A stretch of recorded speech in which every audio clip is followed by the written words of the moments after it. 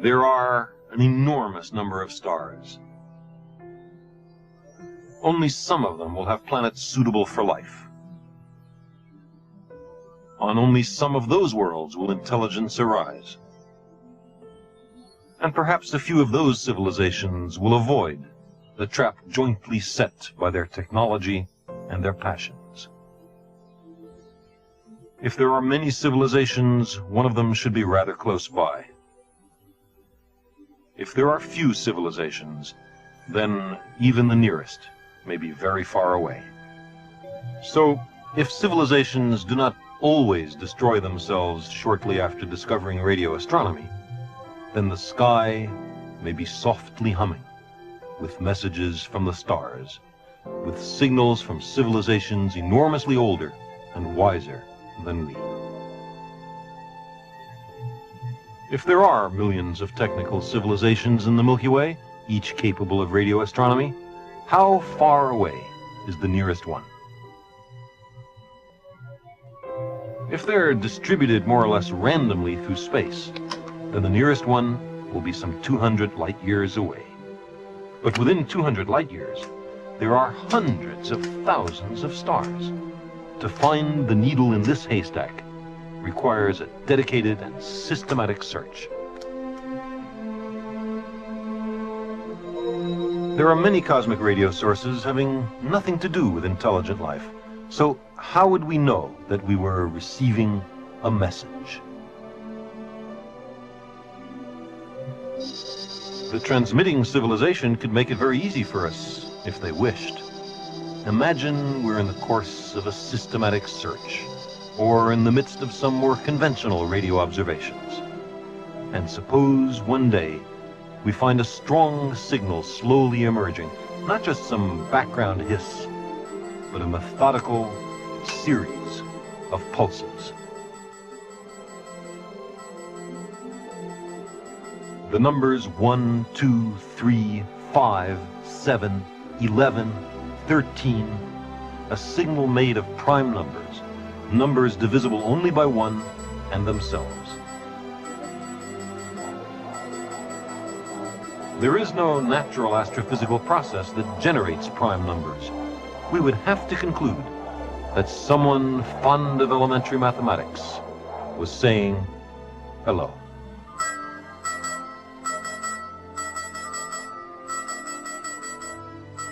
This would be no more than a beacon to attract our attention.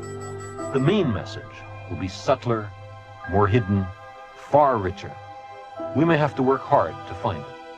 Think of the glories of an exotic civilization far more advanced than we, collected by the great radio telescopes of Earth. The receipt of an interstellar message would be one of the major events in human history, and the beginning of the deprovincialization of our planet.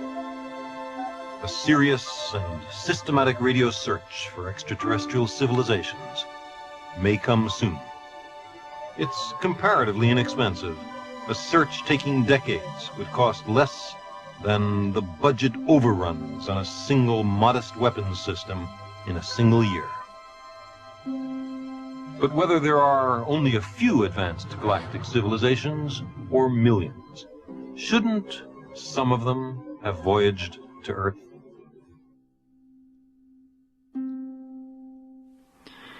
There are many possible answers, including the contention that they have come here, although the evidence for that is pitifully slim.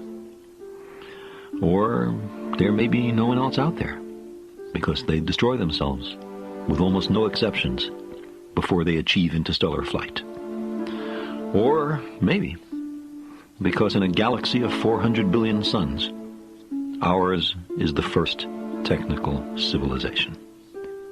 A more likely explanation, I think, arises from the simple fact that space is vast and the stars are far apart. Even if there were civilizations much older and much more advanced than we, expanding out from their home worlds, reworking new worlds, and then continuing onward to other stars, they would be unlikely to be here yet.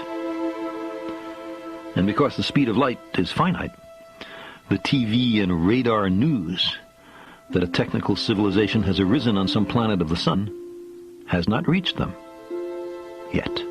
Should optimistic estimates prevail, and 1 in every million stars shelters a nearby technological civilization, and if, as well, they're randomly strewn through the Milky Way, then the nearest one, we recall, would be a few hundred light years distant. At the closest, maybe 100 light years.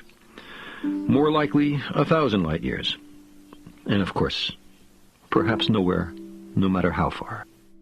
Suppose, just for discussion, suppose the nearest civilization on a planet of another star is, say, 200 light years away. Then, some 150 years from now, they'll begin to receive our feeble, post-World War II television and radar emission. What will they make of it?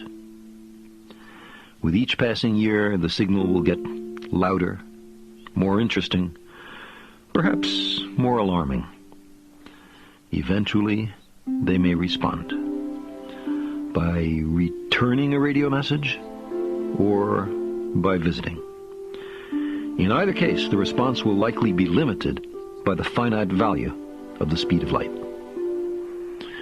With these, admittedly wildly uncertain numbers, the answer to our unintentional mid-century call into the depths of space will not arrive until around the year 2350. If they're farther away, of course, it'll take longer. And if much farther away, much longer. But the beacon signal alone would be profoundly significant. It would mean that someone has learned to survive technological adolescence, that self-destruction is not inevitable, that we also may have a future.